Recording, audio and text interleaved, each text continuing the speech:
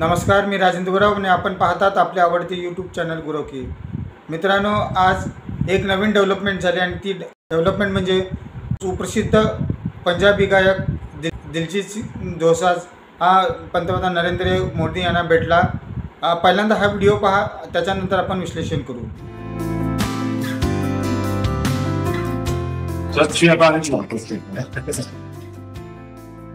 हिंदुस्तान के गांव का एक लड़का जब दुनिया में नाम रोशन करता है तो अच्छा लगता है। आपके परिवार ने उसका नाम दिलजीत रखा तो आप जीतते ही जाते हो लोगों को। हम पढ़ते थे कि मेरा भारत महान। जब मैं भारत घूमा ना जी पूरा तो मेरे को पता चला ये क्यों कहते हैं मेरा भारत महान। सचमुच में भारत की विशालता एक अपना शक्ति है। हम लोग एक वाइब्रेंट सोसाइटी है। भारत में सबसे बड़ा कोई जादू जिसको कह लो तो वो योग है, और जिसने योगा को अनुभव किया है वो उसकी ताकत जानता है।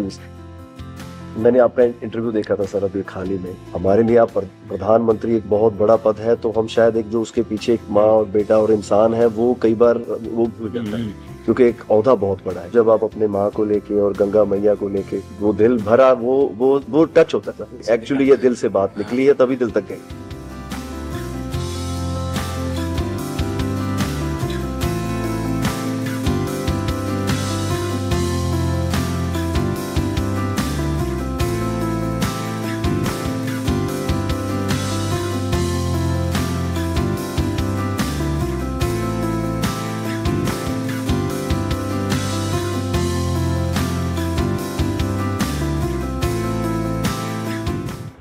दिलजीत दोसांझ नरेंद्र मोदी यांना आज दिल्लीमध्ये भेटला आणि संपूर्ण मीडियामध्ये एक चर्चा चालू झाली आणि संपूर्ण जे थिंक टँकर आहेत ते विश्लेषण करू लागले.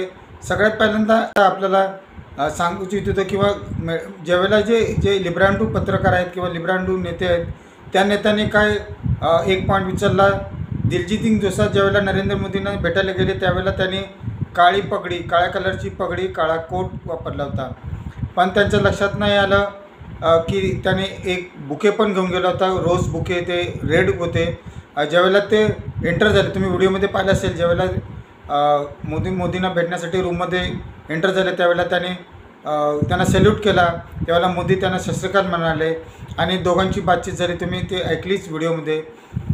पण हे जे लिब्रांडो पत्रकार आणि काही काँग्रेसी किंवा डाव्या आघाडीचे जे थिंक टँकर आहेत किंवा नेते आहेत ते म्हणायला लागले की ज्यावेळेला दिलजीत सिंग हे met to Canadian prime minister Justin Trudeau त्यावेळेला त्याने पगडी घातली होती रेड कलरची आणि नरेंद्र मोदींना हे काळ्या कलरची पगडी घातली. कारण आत्ता जे दिल्लीमध्ये उपोषण चाललं आहे त्याचा मला वाटतं 37वा दिवस आजचा. ते उपोषण शेतकऱ्यांनी केलेलं आहे. पंजाबी नेते त्यांनी शेतकऱ्यांच्या मागण्यासाठी हा आमरण उपोषण केले आहेत आणि ते आता मरणाच्या हेतेवर टेकले आहेत. असा सगळा राग आळवला गेला आणि दिलजीत दोसांझ हे नरेंद्र मोदींना भेटायला गेले तर एक निषेधच नोंदवायला गेले असं ते म्हणाले.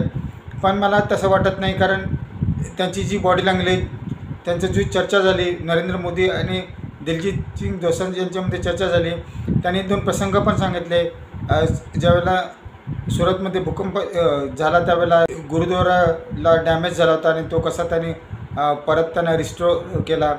परत ज्यावेळेला भारतभर हे कॉन्सर्ट करत असतात दिलजीत, त्यावेळेला त्यांनी सांगितलं की भारत महान क्यों बोलते की कारण मी तो अनुभवला आहे. भारताच्या बाहेर पण भारताचं नाव आता का वाढलं आहे त्याचे पण अनुभव घेतले, त्यांनी ते शेअर केले. मोदी हे स्पीचमध्ये कधी पण आपल्या आईचं आणि गंगा या नदीचं नाव घेतात, गंगा मा समाने बोलतात. मग ते फक्तच बोलण्यासाठी करतात काय तर नाही, त्याचं ते आचरण करतात. त्याची पण त्यांनी या टायमाला त्याची आठवण करून दिली. दुसरी गोष्ट म्हणजे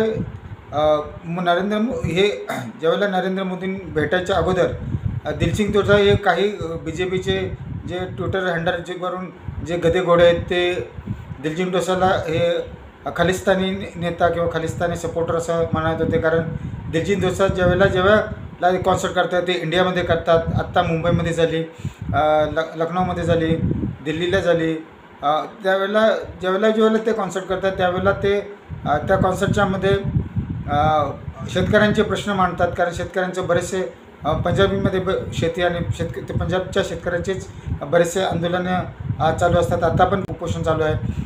गेल्या टायमाला पण 287 दिवस जवळजवळ शेतकऱ्यांचे आंदोलन चालू होतं.